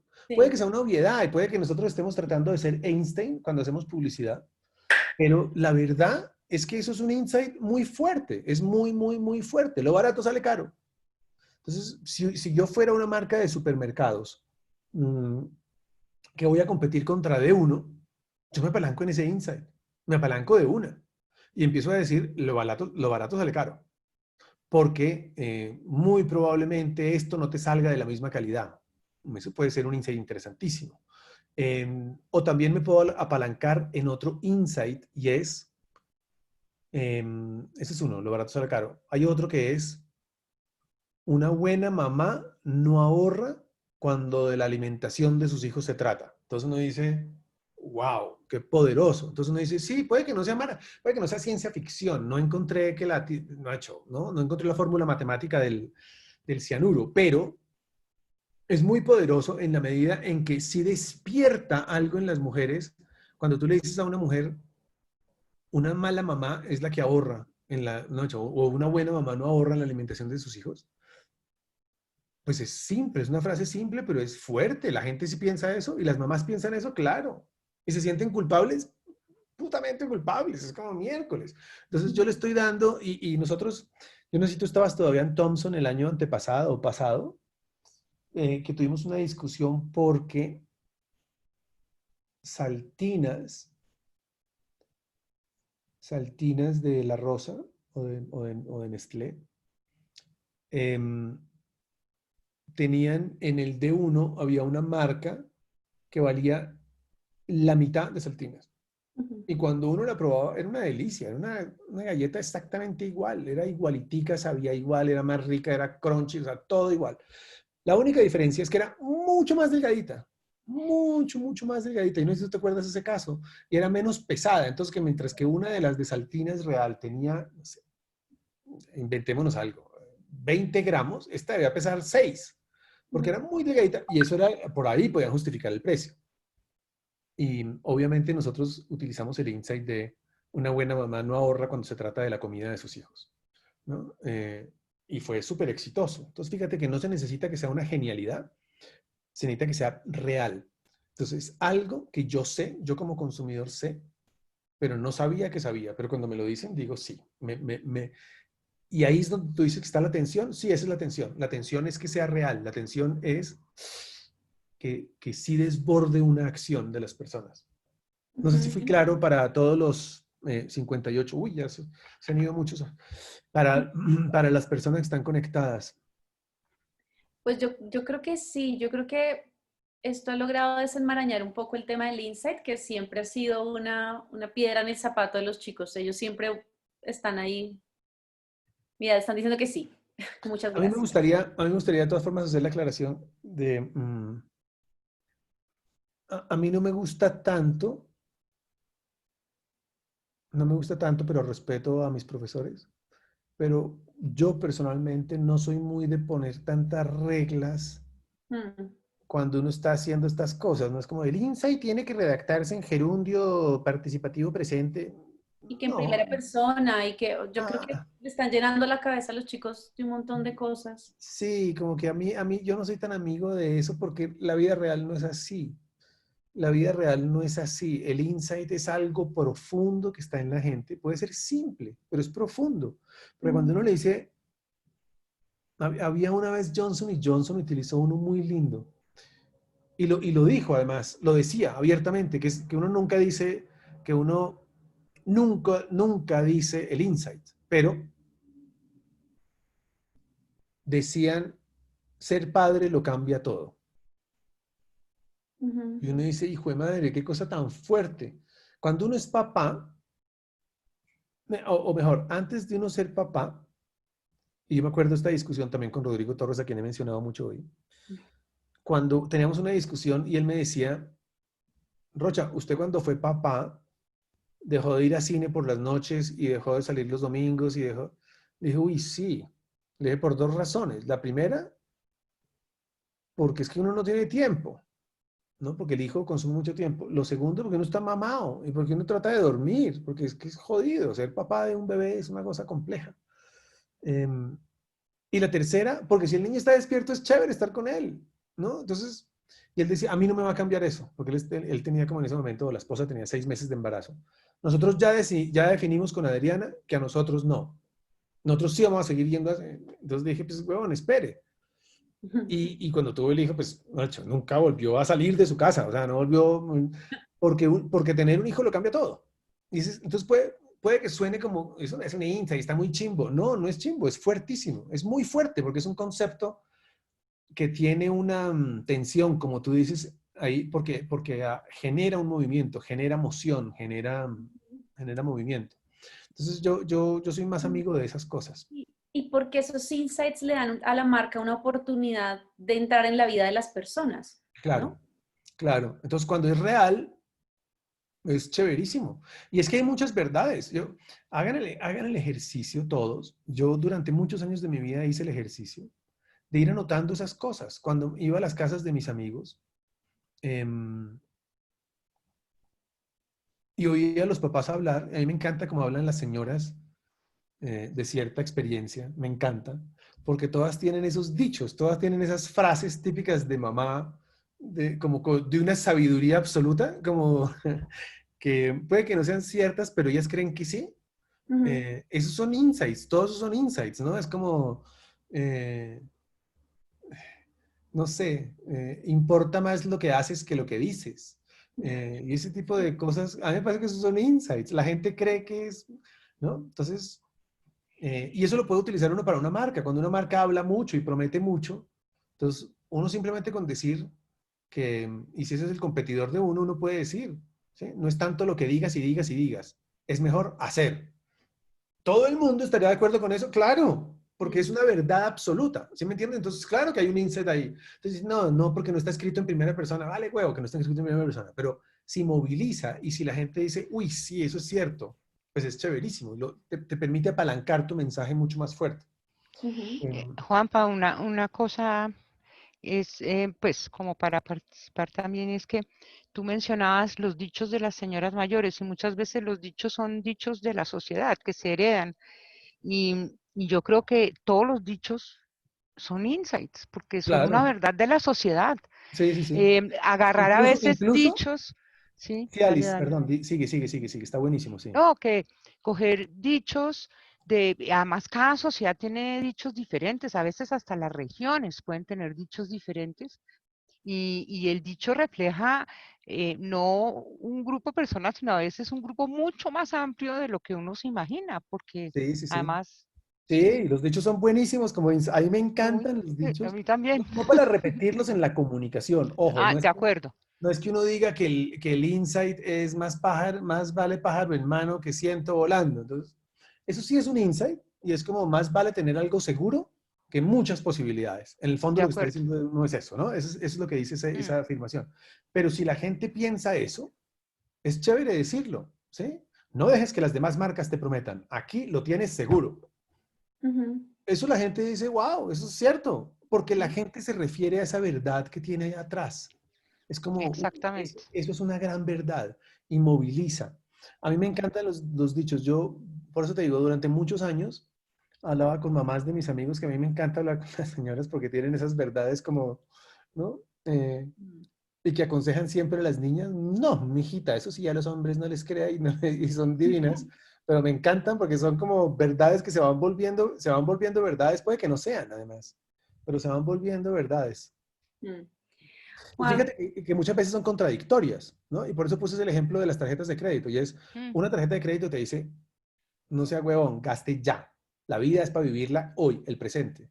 Pero el mismo banco te puede estar diciendo ahorre, ahorre porque el futuro es muy importante, ¿no? Y los dos son creíbles. Lo que pasa es que la gente no se da cuenta de las miles de contradicciones que tenemos, porque son miles que tenemos todos los días. Todos tenemos miles de contradicciones. Entonces hay que apelar a una de esas verdades a la que me sirva a mí, lo cual en el fondo también es una putada porque yo utilizo la verdad que me sirve a mí. Em, pero eso es como el insight. No sé si los estoy volviendo más locos todavía o si los... Pero yo creo que me parecería importante saber si les queda claros, si les queda claro. Ahí está el chat. sí, hay, sí, dicen que mucho mejor. Gabriela dice que mucho mejor. Bien. Hay una cosa, Juan, Lina Prieto tiene una pregunta hace rato y se la tengo ahí pendiente. Y Daniel Maldonado tiene la mano arriba. Ya voy, un segundito. Lina es Entonces, nuestra misma línea de todos los días. Lina dice, ¿cómo podemos evitar caer en el heroísmo, sobre todo en esta época, sabiendo que las marcas lo que están buscando es aliviar la incertidumbre? Lina, yo siento que precisamente por eso todos caen en el heroísmo. Yo creo que en Colombia existe algo raro. Yo creo que en Colombia existe un divorcio gigantesco entre la vida real y la publicidad. Yo no conozco nadie que hable en la vida real como habla el Banco de Colombia. Nadie. Yo no conozco nadie que diga, aquí estoy, para ti, todos los días, junto a ti, cerca. No, y dice, ¿de qué están hablando? Es como, es un tonito ahí como una cosa muy loca. Es raro. Cuando uno debería relacionarse con las marcas mucho más cercano. Argentina es un maravilloso ejemplo de que las marcas hablan como hablan las personas. Hablan igual que hablan las personas, ¿no? Y dicen las mismas palabras que hablan las personas. Existe ese tono heroico que yo no puedo entender por qué. De hecho, muchas veces ha pasado en el Festival Nacional de Publicidad, el Festival Colombiano de Creatividad.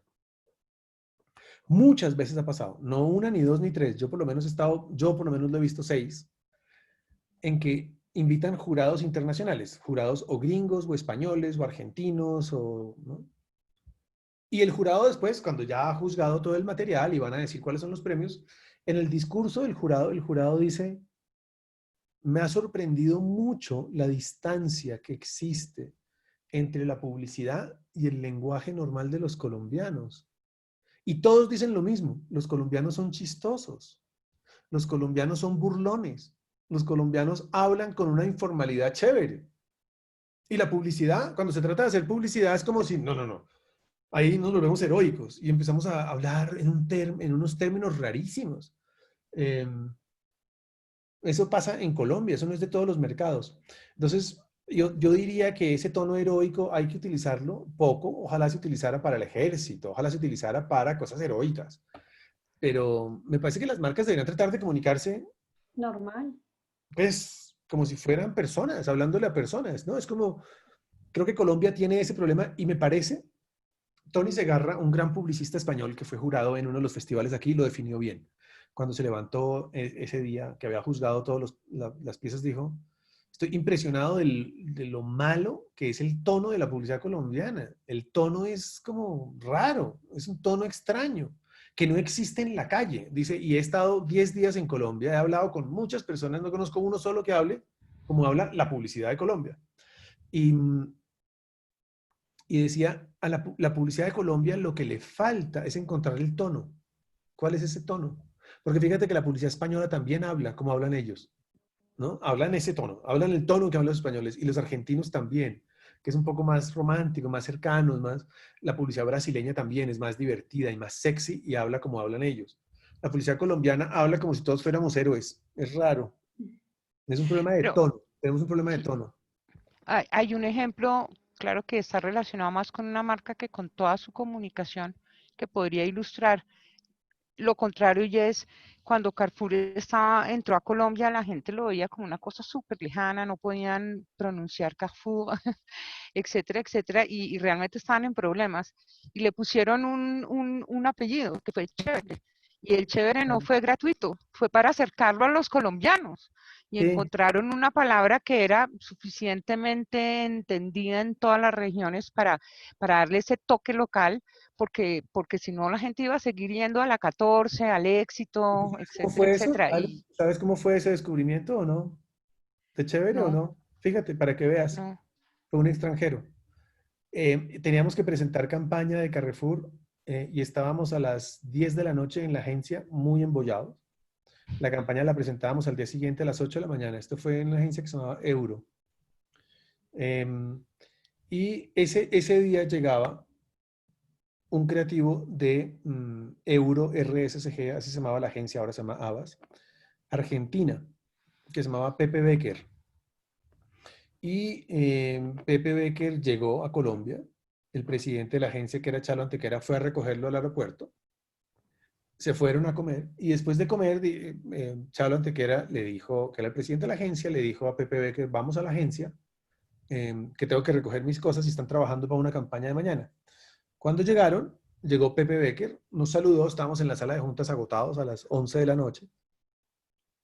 ¿Y en qué andan? Dijo, no, estamos aquí en una campaña de Carrefour tratando de, ¿no? Y el tipo se sentó ahí un rato con nosotros y dice, ¿por qué no? ¿Y por qué no dicen chévere? Que eso resume todo, porque entonces nosotros éramos como, no nos sonó, a nosotros, a ninguno le sonó. Y él decía, pero es que yo veo que los colombianos dicen chévere por todo, loco. Decí chévere. Y fíjate que eso que estás diciendo es cierto, lo hizo un argentino, porque tratan de sacar cosas reales de la vida diaria de las personas y ponerlas ahí en la publicidad, que es mucho más lindo. Eso funciona bien. Otro ejemplo maravilloso, y eso lo hiciste tú, Alice, fue cuando Avena Quaker puso un niño a comer avena Ah, y sí. entonces la mamá le decía, Javier, tómate la colada. Y el chino decía, ¿cuál colada? Y se hacía La el que te huevón, acabo pues de la tenía servir, enfrente porque la me sé el odiaba. copy completo. Sí, pero fíjate que tenía la colada enfrente, pero como los niños odian la colada, en vez Mm. de tratar de decir, deliciosa, mami, qué delicia de colada, que es el lenguaje de la publicidad, lo que ponía es un niño que trataba de mamarle gallo a la colada y la mamá le decía, a ver, Javier, tómate la colada. Y el niño, ¿cuál? ¿Cuál ¿Cuál colada? colada? La Haciéndose el que huevo, te acabo de la servir. que te acabo de servir. Sí. Y el niño decía, no la veo, y lo tenía ahí mamándole gallo, no la veo. Sí. Claro, y ponía siempre, y después ponían al niño cuando tenía 20 años de edad, ya absolutamente un papito bien formado, divino, Gracias, Y mamá. todo el tiempo era un recuerdo de esa conversación con su mamá y el niño Mm, decía, gracias, mamá. Mm. Puta, y esa era una emoción fuertísima, era como, wow, ¿no? mm, Y el locutor sí. mientras tanto decía, dale coladas de avena Quaker, porque lo que hagas hoy se le va a notar toda la vida. Gracias, mamá. La avena se te nota. Y era una cosa emocional fuerte, vendiendo una avena, vendiendo un cereal, pero era muy fuerte porque utilizó un lenguaje real, ¿no? Entonces, pero aquí en Colombia no, aquí en Colombia todo ha evolucionado a ese lenguaje raro de tratar de ser heroicos.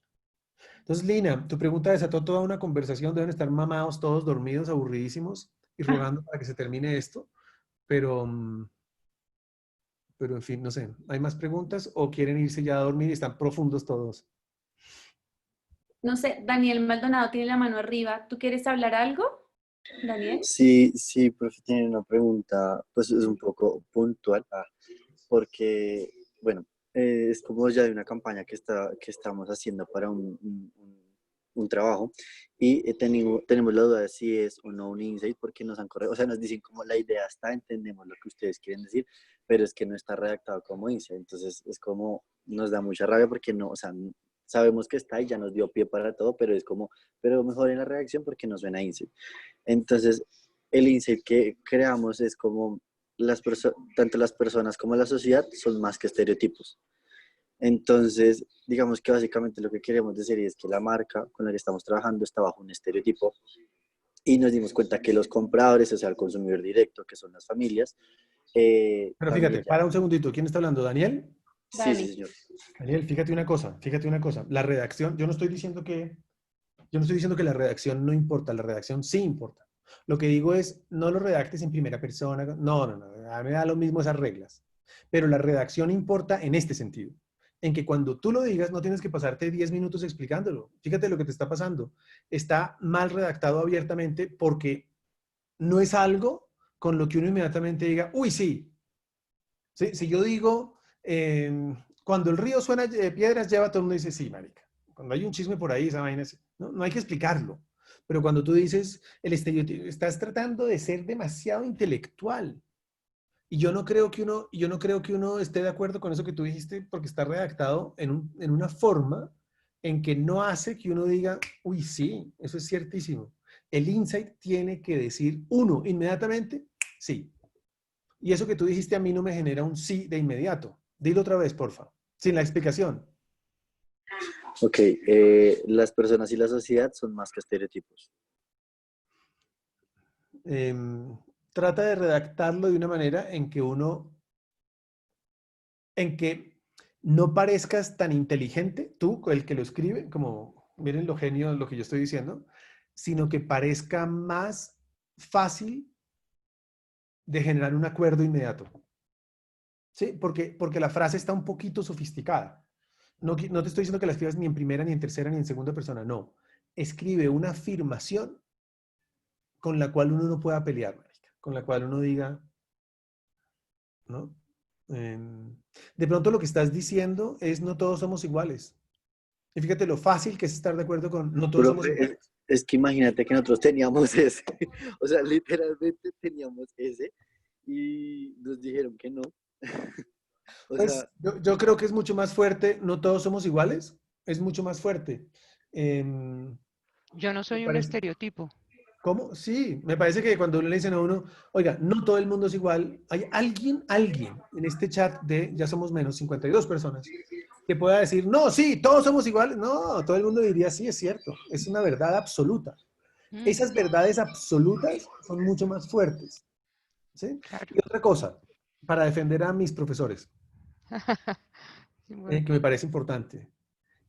Yo siempre lo he dicho, de lo mejor que tiene la carrera de publicidad es que no hay verdades absolutas. Entonces, yo te estoy dando mi opinión del insight.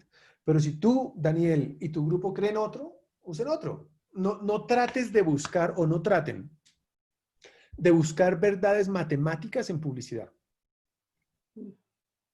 Porque precisamente por eso no estudiamos ingeniería ninguno de los que está aquí. Si hubiéramos estudiado ingeniería es porque quisiéramos esas grandes verdades. Oiga, yo le dije al profesor que 7 por 3 era 21 y el huevón me dice que es 60. ¿no? Entonces dice uno, como así, ¿no? Eso está bien o eso está mal. No, en publicidad todo es relativo. Yo te estoy diciendo lo que yo creo y lo que a mí me ha funcionado bien a lo largo de mi experiencia. Pero tú podrías, tú y tu grupo decir, nah, yo no le voy a hacer caso a Rocha. Voy a seguir con lo de los estereotipos porque me parece más fuerte. Dale, dale. Al final la nota es lo de menos. La nota no importa. Yo en primer semestre siempre he hecho un discurso a los papás, que hablo con los papás de ustedes en primer semestre y les digo, lo mejor que le puede pasar a sus hijos aquí es que se equivoquen y que se equivoquen muchas veces. Este es un sitio seguro en el cual equivocarse. Aquí es seguro equivocarse. Y no importa la nota. Es chévere estar equivocado porque uno aprende más. Entonces, yo siento que lo que hacen los profesores es compartirte su mejor experiencia, lo que a ellos les ha funcionado. Y puede que sean contradictorias a las que a mí me han funcionado, pero eso forma el criterio.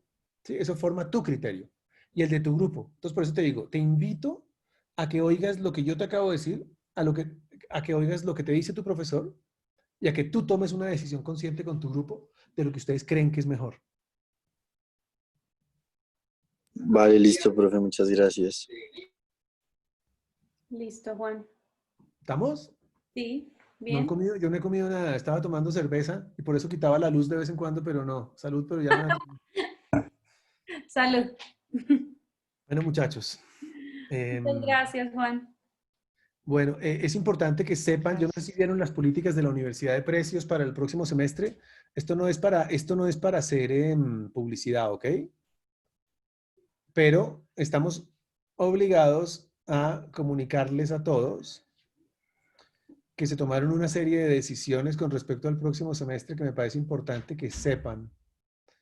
Em, yo sé que esta no es la hora para hacerlo, pero es algo así como que nuestra institución ha desarrollado una línea de financiación directa que contempla plazos hasta de 12 meses con tasa subsidiada. Entonces, hay plazo de 12 meses, hay subsidios hasta para pagar en 12 meses. Y se aprobó para este semestre un descuento del 10% en el valor de la matrícula para estudiantes de pregrado. Entonces, no sé, si antes costaba, no sé cuánto costaba el semestre, hagan el cálculo, ahora vale 10% menos. Eh, las fechas se alargaron, en fin, hay una serie de alivios que espero que a todos les sirvan, porque la universidad está tratando de hacer todo lo que puede, todo, descuentos, finanzas, todo. La otra cosa que estamos haciendo es que los decanos vamos a dar clase el próximo semestre por voluntad propia y porque nos parece que es importante, porque nos parece que es un medio para hacerlo. Entonces, en comunicación va a estar Juan Lozano, en publicidad voy a estar yo, en todos, en la administración de empresas, el decano también, todos vamos a estar dando clase, no conferencias, sino clase, así como esto, para tratar de que la calidad de lo que aprenden sea maravilloso y para estimular la investigación. Yo no sé si sea mejor o peor para ustedes que yo les hable, debe ser una mamera, pero el próximo semestre voy a estar dando clases también. Entonces, nada, ojalá puedan, ojalá en sus familias pues haya estabilidad de salud económica, moral, psicológica, pero cuenten con nosotros, cuenten con la universidad para hablar, porque estos son momentos duros para las familias, estos son momentos en que es fácil desequilibrarse, en que hay desequilibrios económicos muy jodidos, en que hay caídas psicológicas jodidas también, y morales, donde uno hay veces está, que manda toda la mierda. Eh, entonces, y la salud, pues, que además hay un virus de mierda por allá afuera, ¿cómo estoy de grosero? Perdón. Un virus que nos amenaza a todos y no podemos salir y es como una cosa terrible. Entonces también da susto. Así que nada, muchachos, cuenten con nosotros y hablen con la universidad. Nada, los dejo. Vamos a comer todos porque yo tengo un hambre y la cosa no se... Tengo una pregunta chiquitica, Juan Pablo, qué ¿Quién está pena. hablando? Dime. ¿El descuento se va a aplicar para todos los semestres? Pues mira, yo acabo de recibir en este momento un mail del rector en donde me está diciendo que lo acabo de recibir en este momento, por eso me pareció curioso y que me invita mañana a una reunión a las 7:30 de la mañana. Qué pesadilla. Dice, voy a leer literal, bueno. Voy a leer dos párrafos. Nuestra institución ha desarrollado una línea de financiación directa. ¿Qué es financiación directa? Que no es con bancos, es con la universidad. Que contempla plazos de hasta 12 meses con tasa subsidiada. ¿Qué es tasa subsidiada? Que al año vale máximo al año, ojo, al año 5%. Eso quiere decir que es mucho menos de lo que cobran los bancos y se puede pagar la matrícula en 12 meses. Entonces, si la matrícula vale, no sé cuánto valga, no tengo ni idea, pero 8 millones de pesos, esos 8 se pueden pagar en 12 meses. Eso es lo primero. Para este fin, el área de apoyo financiero tendrá una mesa de ayuda compuesta por un equipo de profesionales y recursos tecnológicos que atenderá de manera personalizada la solicitud de cada familia con el objetivo de brindar soluciones más convenientes. Número 2. Se aprobó solamente para este segundo semestre del 2020 un descuento del 10% en el valor de la matrícula para estudiantes de pregrado de todos los semestres. Además, si el pago se efectúa antes del 15 de junio, podrán acceder a un 10% adicional por pronto pago. ¿Eso qué significa? Que es un 20% menos, que no sé cuánto valga, pero si valiera 8 millones, pues estamos hablando de 1.600.000 pesos menos, más el pago diferido a 12 meses. En fin, hay una serie de cosas que les van a llegar a ustedes. Este mail les va a llegar a todos. Pero eso no sé si contesta tu pregunta, Delany. ¿Sí? Acaba de llegar en este momento. Y hay otra pregunta de una alumna, Camila Hernández. ¿El próximo semestre será completamente virtual? Pues mira, Camila, la pregunta es muy buena. Mm. Nosotros, lo primero es que me enseñaron el otro día, yo no sabía, que hay una diferencia entre virtual y no presencial. Virtual significa que las clases son pregrabadas. Virtual significa que tú entras a la hora que se te dé la gana y ves y te metes ahí y sigues como un programa que ya estaba pregrabado. Nosotros lo que hacemos no es virtual, sino se llama no presencial. No presencial es que estamos aquí en este momento, es en vivo y en directo, pero no es en el mismo salón de clases encerrados todos.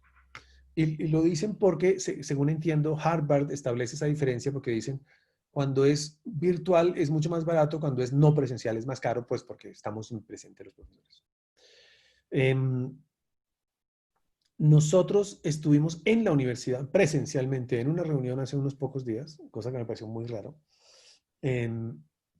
en donde lo que estamos tratando es de que sea presencial, es de que estén abiertos los salones. Pero no depende de nosotros, depende del Ministerio de Educación. Nosotros, el rector expresó su preocupación con el contagio de los estudiantes. Él lo que dice es, ni siquiera me preocupa que se contagien los estudiantes porque son jóvenes y aguantan. Lo que más me preocupa es que un altísimo porcentaje de estudiantes vive con los abuelos. Y puede que uno no se dé cuenta que el estudiante esté contagiado porque el 80% de las personas, uno ni se entera que estuvieron enfermas, pero contagian. Y eso sería criminal, ¿no? Criminal, encerrar 20 o 25 personas en un salón.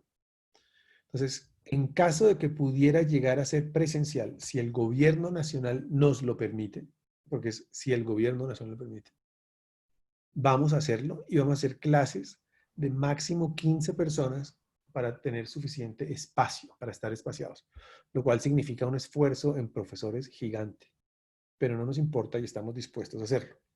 Eso sí se puede.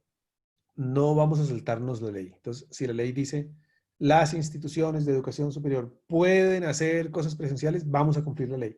Lo haríamos presencial porque preferimos hacerlo presencial, pero de acuerdo a todas las normas de la ley y cuidando la salud de todos.